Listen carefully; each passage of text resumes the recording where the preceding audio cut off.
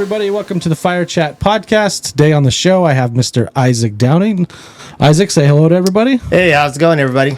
Good. So Isaac is a cost segregation expert.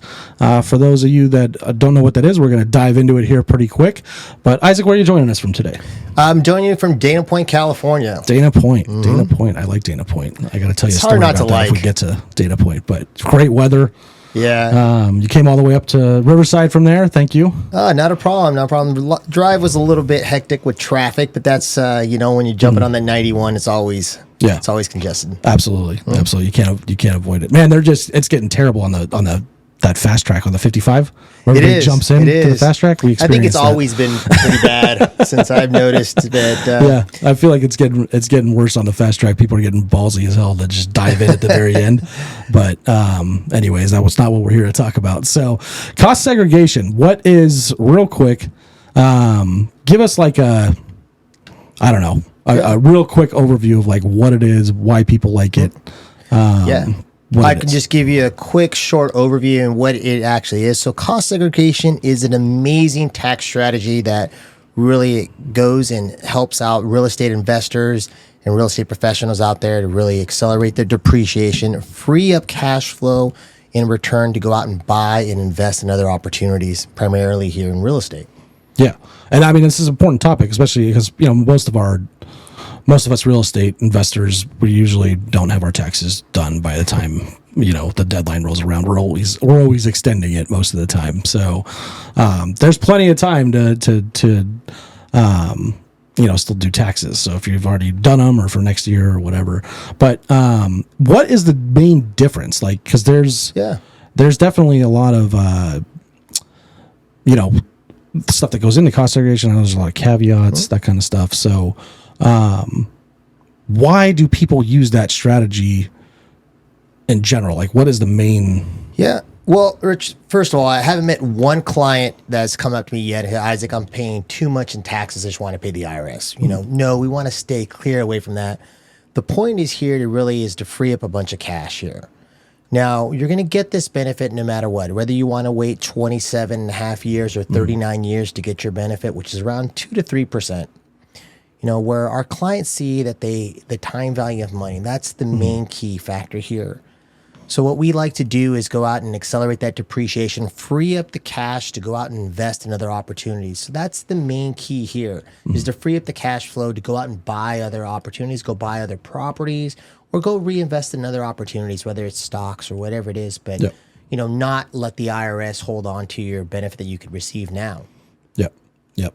And I mean, that never hurts, right? I mean, the more you can take your savings and go invest it elsewhere, and it's not just because there's depreciation, right? And it goes way beyond depreciation as far as I understand it. Yeah, absolutely. So what we're doing is it's an engineer-based tax strategy. Now, a lot of times people you'll see online or just a random person that's conducting this cost segregation, but it is something that is a powerful tool, and it should be done by an actual professional in case it is ever audited by an actual IRS agent on there. Now, it doesn't raise any red flags at all. So that's one of the main questions a lot of people ask. Does this raise any red flags? Am I doing something wrong or illegal here? No, you're not. You're doing something correct that is supposed to be done. Now, the reason your CPA didn't do this process is because, quite frankly, they didn't know.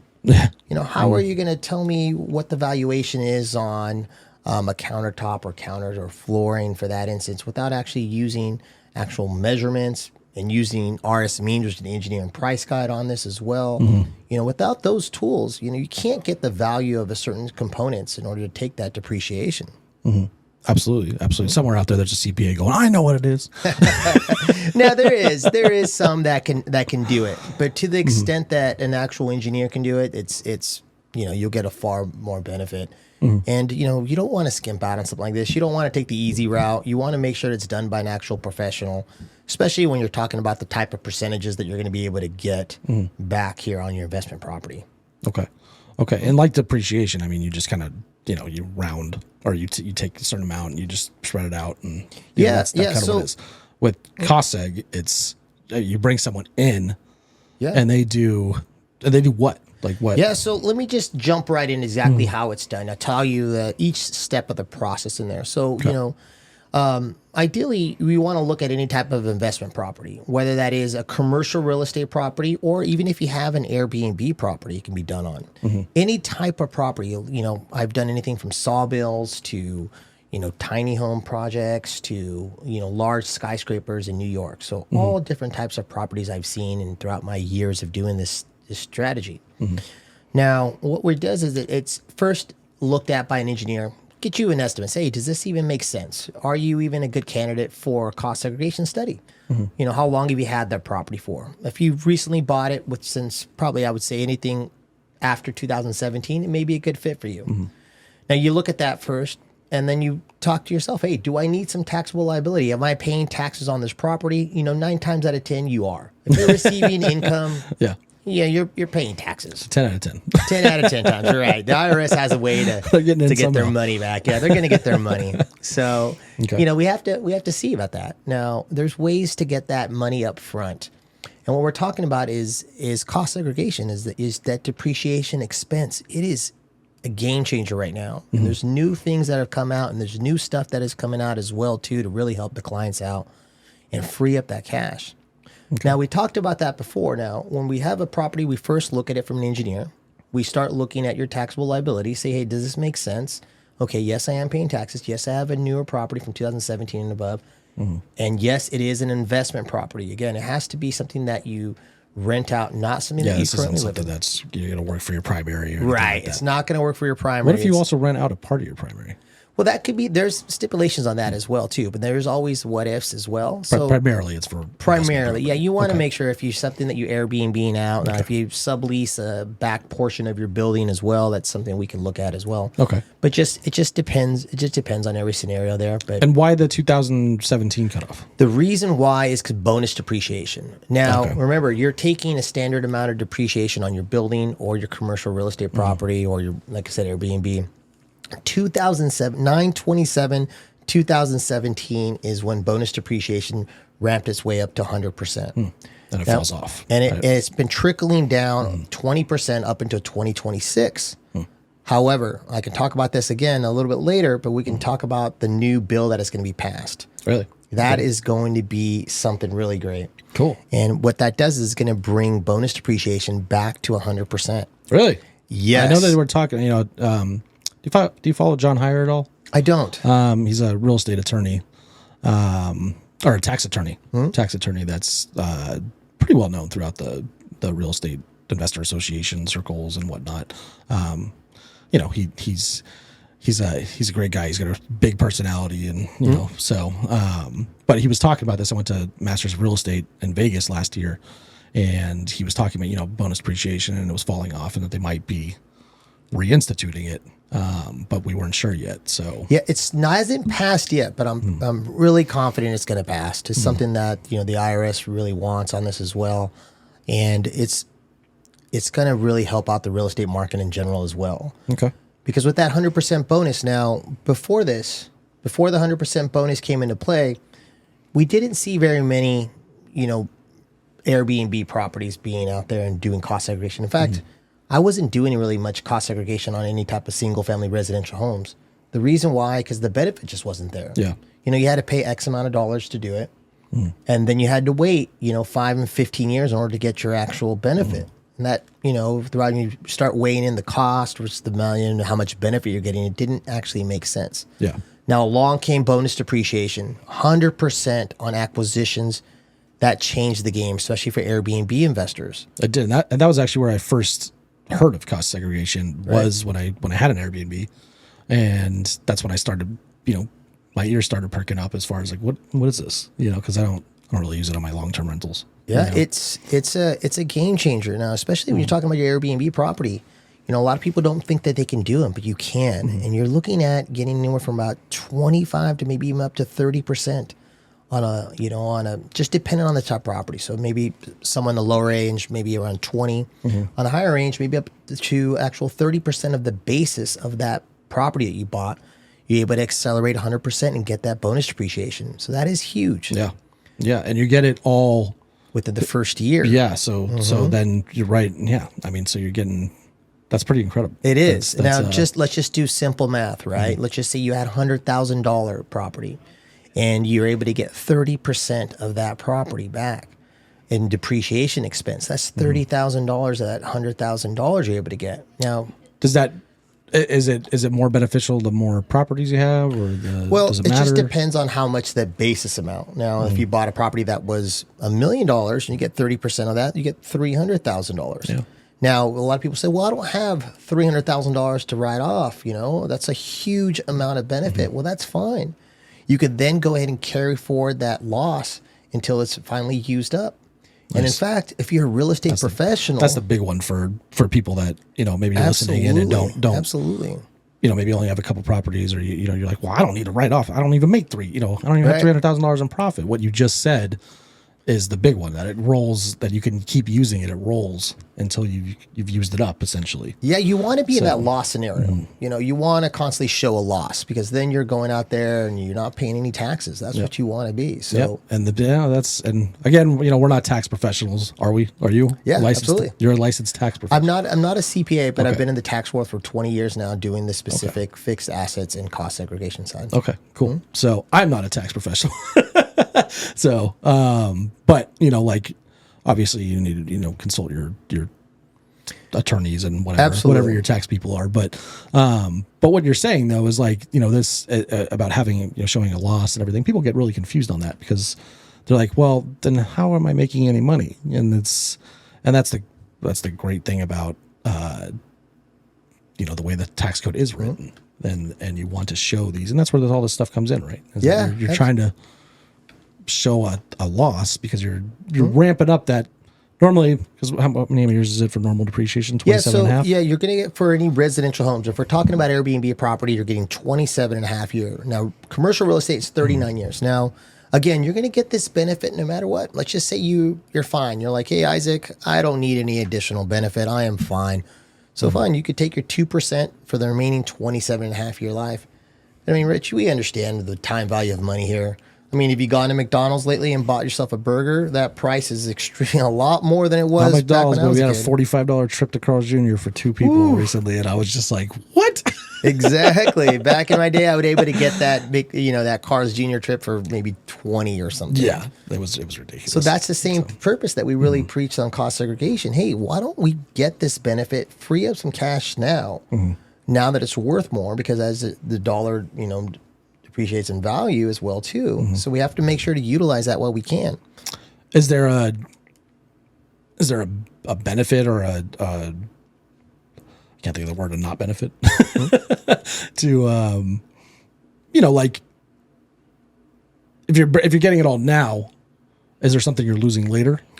Well, a lot of people think like, well, I'm getting such a big amount of benefit now. What about the following year? Well, first we got to think about this. Remember, we talked about that rolling over.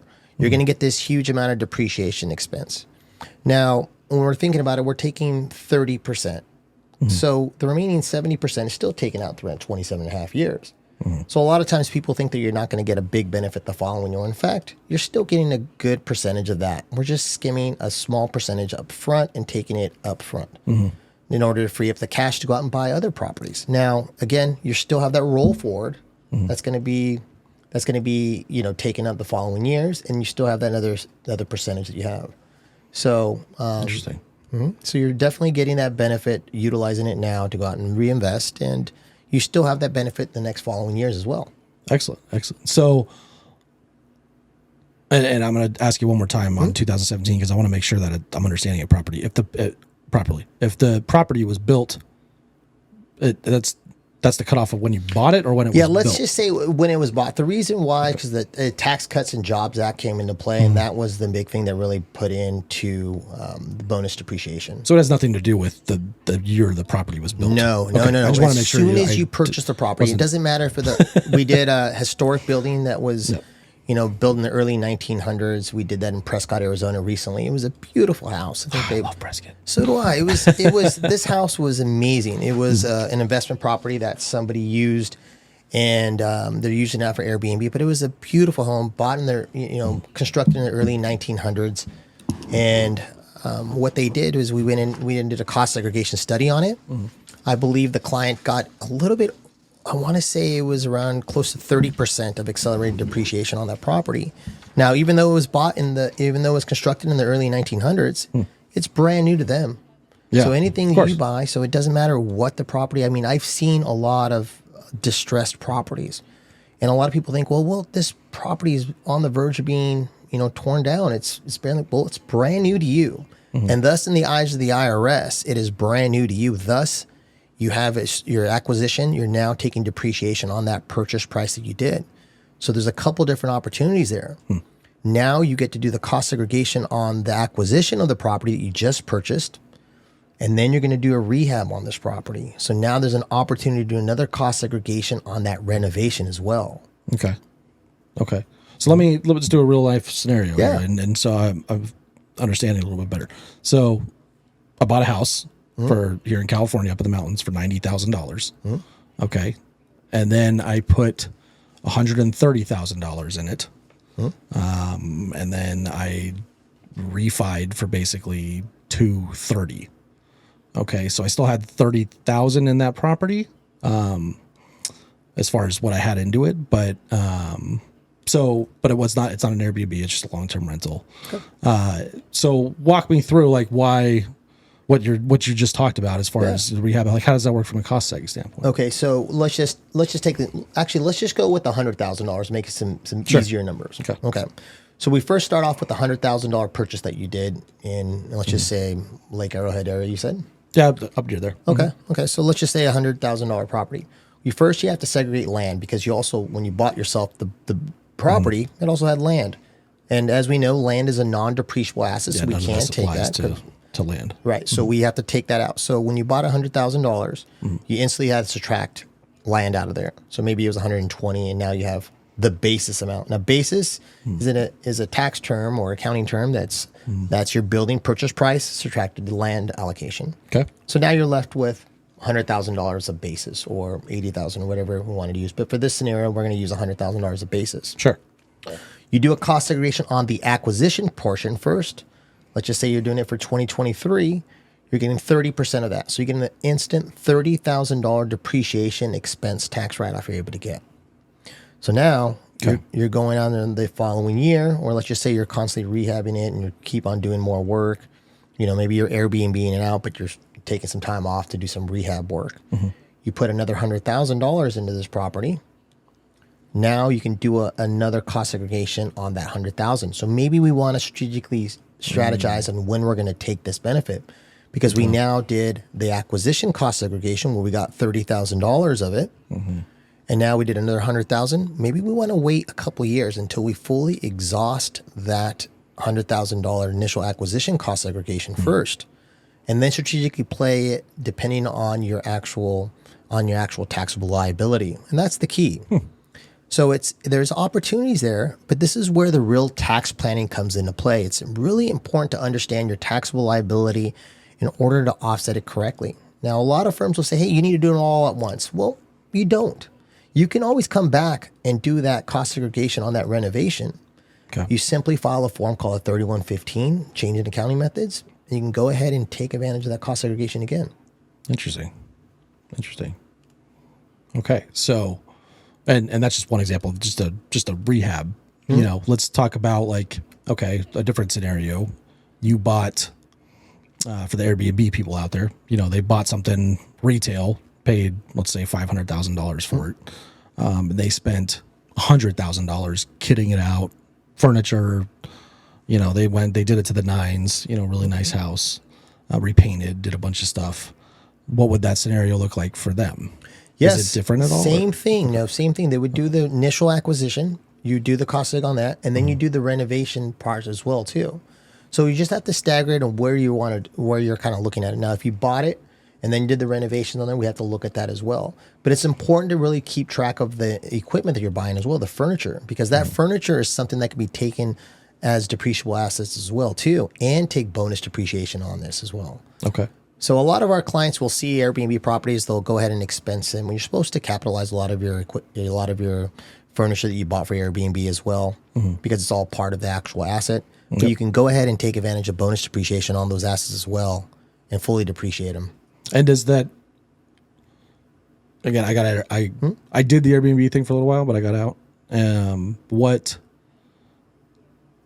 I've heard people talk, if you're running it as a rental, or as like a mini hotel, like as a business, does that come into play here? Right. So we're talking about the real estate professional we're talking about, and the time of short-term versus long-term rentals. Now, if we're taking a step back and we're talking about real estate professional, now what that means is if you're a real estate professional and you're taking advantage of a cost segregation study, what that enables you to do is now you're able to take, remember that 30% or that 25% that you're getting from Airbnb property, you first will utilize that depreciation expense to offset that taxable liability from the property. So that means all the rent that you're getting, boom, we're going to wipe that clean. Now you as a real estate professional, you can now go and utilize that remaining depreciation expense and offset your W-2 income. So anything that you've been paying, if you're a W-2 employee at other areas, now you can go ahead and offset that. So let's just say you're a real estate agent, maybe you get a small salary, or maybe you're a real estate developer on this as well. You get a small W-2, or maybe you're just a nurse or a mechanic someplace, but you have a number of different properties that you really work on as well. You can go ahead and offset that W-2, and that is huge. Now, the short-term rental that you were talking about based on the number of days is another loophole. Now, you're still able to offset that taxable liability from your W-2 this way, utilizing that short-term rental loophole. You don't have to qualify for all those 750 hours that you have to do for a real estate professional. Yeah, which you have to keep a detailed log. And, you do. That's something that's also looked at from a lot of different CPAs. A lot of CPAs here in the industry, they kind of frown on trying to label somebody as a real estate professional because it is something that is audited. So it's really important you keep track of your hours. But just think about this, Rich. Anytime you're going out there and looking at a property, hey, you're looking on Zillow, you're looking at any type of marketing template, that's an hour right there. Anytime you make a phone call to your clients, or anytime you're looking at any type of real estate, that's another hour. And 750 hours can go quick. Yep. That's only 2 hours a day if you think about it. And a lot of days you're maybe spending over 8 hours working on your property. Yep. Yeah, that was one of the things John Heyer, again, that he talks about a lot on is reps, and how to, he's just take meticulous logs and make sure it's all legit. And because, like you said, it's one of the number one audited things that pops up to the IRS. Like if you have a W-2 and you're like a different W-2 and you're claiming reps, it's like you're gonna get audited. Yeah, and you know what? I see a lot of it. Coincidentally, I see a lot of physicians, dentists that end up coming into this problem because they're doing well, they're practiced as well. And they buy one, they buy their practice. Next thing you know, they buy another property, or they buy their practice. And next thing you know, they have 3 or 4 or 5 properties, and then you just turn into straight real estate professional at that point. Yeah, as long as you're self-managing. Absolutely. Absolutely. I think a lot of people they'll do that, and then they'll hire a property manager and they still try and claim reps, and you're like, ways. it's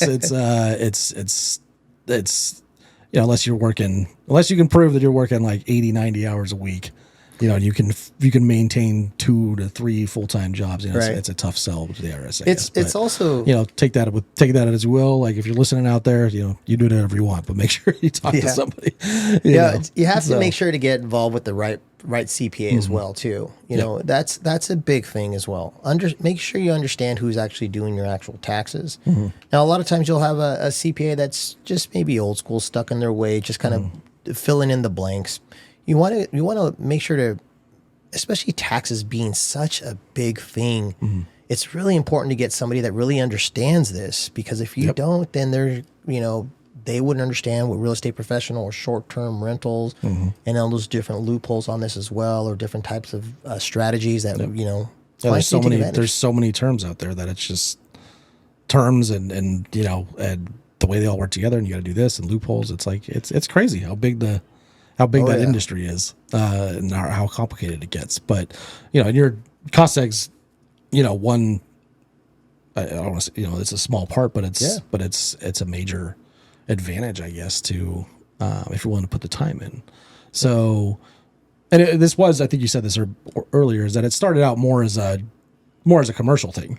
Yeah. Well, when I started doing cost seg, back in the day, we never did any residential homes. It was always I work for some of the larger CPA firms based out of downtown LA and Orange County as well. And we were only seeing properties back then. It had to be over $1 million, but now everything's over $1 million. I know. I say that sometimes, and I'm like, oh, I catch myself. I'm like, wait a minute. There's houses out there. There's a lot of houses out there that are over $1 million. So, but back then, it had to be over $1 million, $1.5 million to really make sense. But now it's a brand new game out there, and a lot of new investors out there and looking for strategies and ways. And I tell you what, some of the most profitable, most developed real estate professionals I've worked with, they understand the tax law extremely well. And you can't get to that high level of being a high level real estate professional without really understanding the taxes, especially when you're selling a property. Imagine, I mean, it's, a lot of times that's where a real estate professional who's somebody that's in the game, and maybe they're so focused on selling a property, they're not putting in the time to really navigate their client through different tax strategies. And that's where they'll get the repeat customers. Yep. So it's really important to take care of your client and really, just show them there's different opportunities and ways to can do it. Yeah, absolutely. And what you said was, really important about the W-2 thing, or about the understanding taxes and the level of real estate investor, I guess you are, because when I started, I was, when I started buying my first rental properties, I still had a W-2, and I wasn't super focused on the tax part of it. I was more focused on just acquiring the properties, right? And then the more I had and the more I saw that tax bill growing, I was like, okay, now we're gonna start diving into those taxes and seeing. I mean, it's a whole deal. Oh, absolutely. I mean, you write that check at the other year, you see what you're paying or what they're pulling out your paycheck, and it's like you could literally, like, that's a whole deal's worth of, absolutely, or a few deals worth of profit or money, that you're just. And there are ways to not have to pay so much or at all. I tell the clients this is something I tell them all the time. Do not go out and write a check for $100,000 to the IRS. Why don't you go out there and purchase yourself a rental property? Go ahead and do a cost segregation study and get that $100,000 tax write-off. And now you actually have a property on this as well, too. Yep. You didn't write a check to the IRS. In fact, you invested it into an opportunity that's going to bring you wealth. So it's an amazing And then strategy. when those profits come back, they're taxed at a lower rate than the labor rate. And then now you can also do it again. You can go back. What are you going to do the following year? Well, shoot, hey, I got this huge rollover from a cost seg. Maybe we see where we're at. And that's where you want to be proactive as well, too, when you're doing your taxes. A lot of clients want to wait until the year's already over. No, take a look at it in June. Take a look, maybe, the third quarter as well, too, to see where you're at. Hey, if I know that I'm going to owe some money, now start thinking, hey, look, it's time to start buying properties. Absolutely. And is there like, if you didn't do is there a limit to like how long you own the property before you, or can you do a cost seg in 7 years? Yeah, you can. It just depends on how much actual that basis amount is. Now, if you bought it yourself, like that $90,000 or $100,000 property we're talking about in the mountains, in maybe 8 and 10, 15 years, it's been depreciating out throughout the time. Maybe it's not worth it. Yeah. But if you had it for 5 years, yeah, absolutely. Depending on the amount you pay in. So it's always worth taking a look at to see exactly where you're at. Again, don't pay the IRS if there's opportunities like this on the table. Yeah, absolutely. That's a good point. Is there any other caveats to this that like maybe people aren't familiar with, or maybe they're like what, is there any like big caveats that are like, look out for? Yeah. One of the caveats is, you want to make sure when you buy a property here is if you're going to do a cost segregation, you got to make sure to hold on to the property for at least 3 years. Okay. The reason why you're getting a huge tax benefit here, this is something that a lot of investors, this is fairly new. When I say fairly new, we're talking about from 17 into now, which is, quite frankly, that's not a lot of time here. And so a lot of people didn't really do this cost segregation studies on these Airbnb properties until probably around 2018, 19 is when I started seeing them really come into play. So it's fairly new. But what I'm getting at is there is a huge amount of depreciation expense that people are getting. Now, if you go ahead and let's just say you got $100,000 tax write-off and you go, oh, right, great, I just got a huge tax write-off. I'm not paying the IRS anything this year. Next year, you go out and sell the property. Guess who's going to be knocking on your door? The IRS. Yeah. they find a way to get back their money, and it's called depreciation recapture. Yep. So I always advise the clients, hey, are you going to hold on to this property for at least 3 years? Now, remember we're talking about that 5 year, the assets that are segregated out. Now, when you buy a property, you do a cost segregation. The two main buckets that we're talking about the buckets of life. Yeah.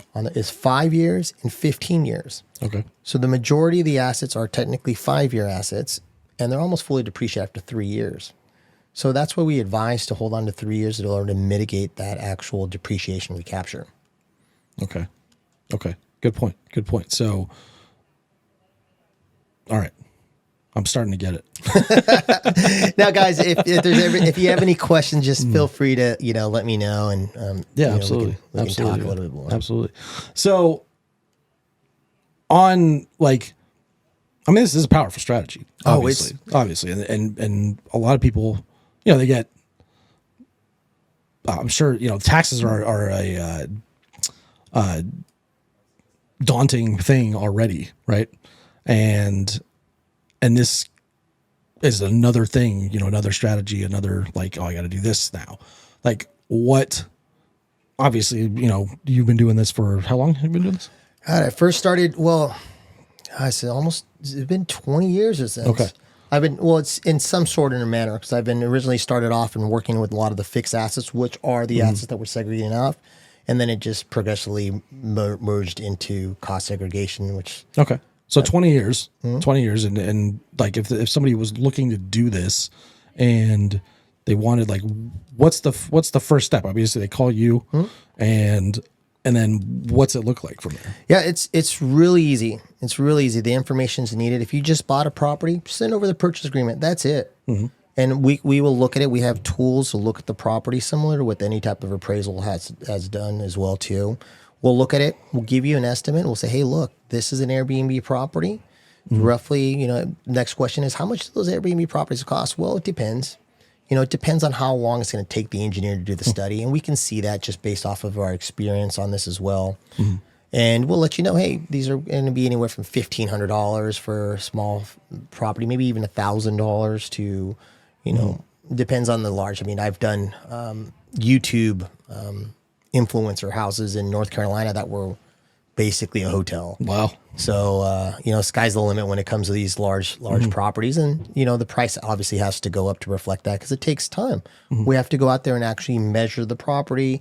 We have to go there and sometimes look at blueprints on this as well. So it's not just looking at a property and coming up with some fictitious numbers. We're actually going out there and looking at every single nook and cranny. Wow. So it's super thorough. What's, from they call you the fastest, what's the time frame? So, we did a lot of work, at least our firm did. We really dived in and really look at the actual process on there. We're able to streamline these costing reports back within 2 to 3 weeks, which is pretty remarkable. Now, this is an actual engineer study.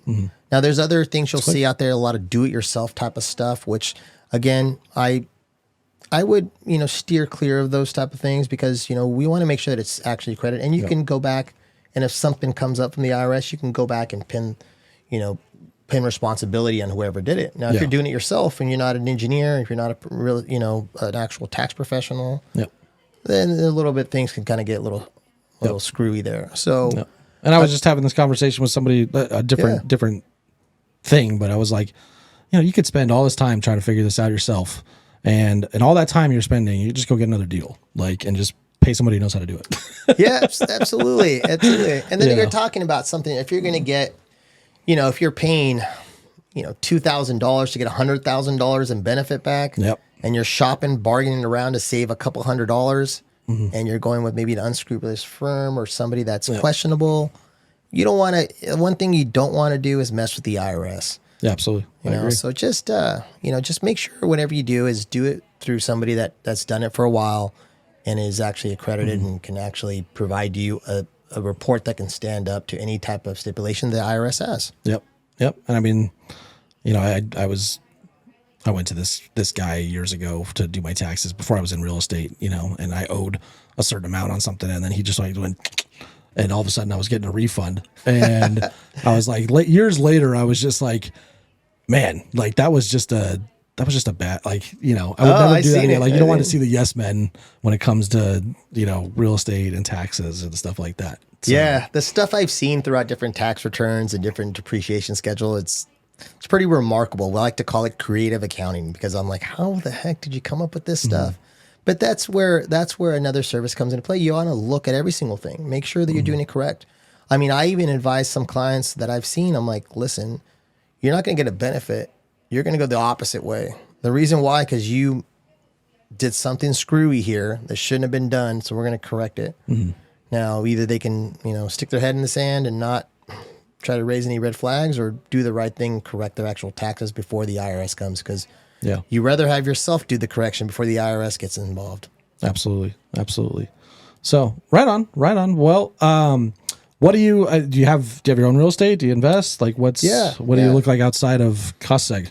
Well, yeah, I have a family. We live in Dana Point right now, so we are actively looking for other type of real estate investment opportunities on this as well. Of course, cost segregation being the key factor on this as well. So depending on my taxable liability, that's where we're going. And in fact, that is a powerful strategy as well, too, for anybody that's out there selling property or going in this and talking to them. First, find out your client's taxable liability. I have a lot of clients that buy property strictly for the reason to offset their taxable liability. I have one client that does mergers and acquisitions. He makes a tremendous amount of money. But again, instead of writing a check to the IRS, why not go out and buy yourself a property, utilize the powerful tool of cost segregation, accelerate your depreciation, reduce your taxable liability, and now you have a property as well. Yeah.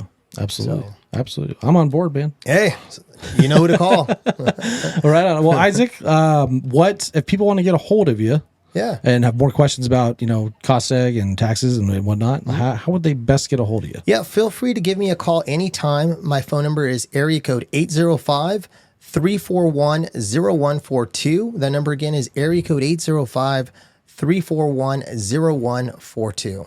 All right. Sounds good. Well, I'm sure, you know, people are going to have lots of questions for you. It's definitely an interesting... Shoot text as well. Text would work as well if you wanted to call. And then if not, you can find me on LinkedIn. My name is Isaac Downing, and I'm happy to answer any type of questions, or even if you haven't even purchased a property yet, run it by me. Let's run the numbers and see what type of benefit you could possibly get before you purchase the property. Absolutely. All right, man. Well, it's been great having you on the show. I appreciate you coming in. This has been the Fire Chat Podcast.